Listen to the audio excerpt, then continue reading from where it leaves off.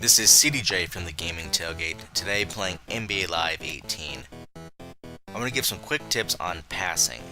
This is something that I'm sure everyone knows the basics of, but I'm going to not only the basics, but also mention some of the more advanced and hardcore methodology and tips on passing to make you even more accurate on the court.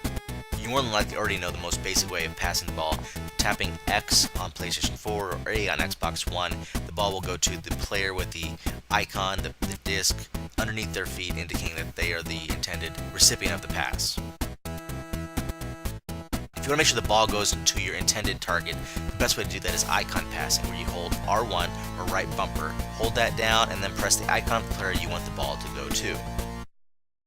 Freestyle passing, hold R1 or right bumper and then flick the right stick towards the intended player. This doesn't quite give you a flashy pass and doesn't quite give you the speed of a touch pass, but it's a nice way to get the ball to someone.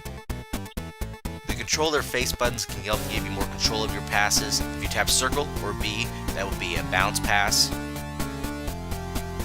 The Lob Pass, where you tap triangle or Y, is great to get the ball in the post. If the defender is fronting the offensive player, this will pass the ball right over the top of them. They can still get to it, but it's much more accurate than if you try to do a standard pass to them.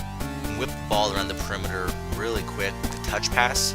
Basically, while the ball is in the air, you're already hitting X or A to go to the next person. And it will basically queue up that pass. So as soon as the one player receives it, they're already going ahead and passing it on to the next one. That's the best way to work the ball around the perimeter. And it's probably the most underutilized passing attack in the game.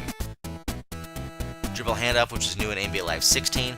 Hold down circle or B and the player will come up. You can just hand the ball right off to them. The passing method I think is most underrated and probably most unknown. Closest to the rim, double tap R1 or RB.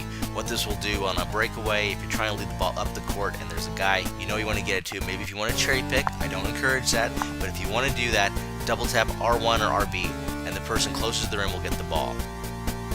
Some of the more advanced controls, which make for great highlights, but also a little bit tough to pull off. First off, the alley-oop. Double tap triangle or Y. This will throw the ball up, forward and alley-oop to a teammate. Look for somebody cutting to the hoop, somebody who's open. If there's a defender in the way, they will get in the way and break up that alley-oop or just grab the ball right out of the air from you. Flashy pass is where you double tap circle or B. The double tap here, make sure you're not just pressing it once. Flashy pass, you'll get behind the back, some other flashy passes. They are highlight reel worthy. The self alley-oop, quickly tap triangle, then square.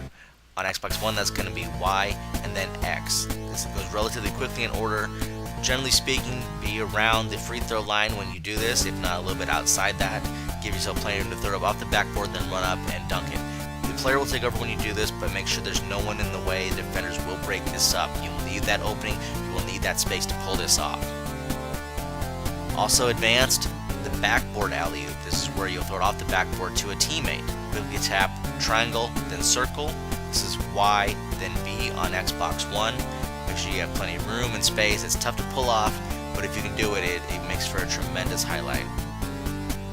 Those are all the ways to pass the ball in NBA Live 18. There's a lot of them, but once you learn the proper timing and place for all of these, it can make you extremely accurate passing, and it can give you some great highlights that can really swing the momentum of a game, and also maybe even demoralize your opponent a little bit.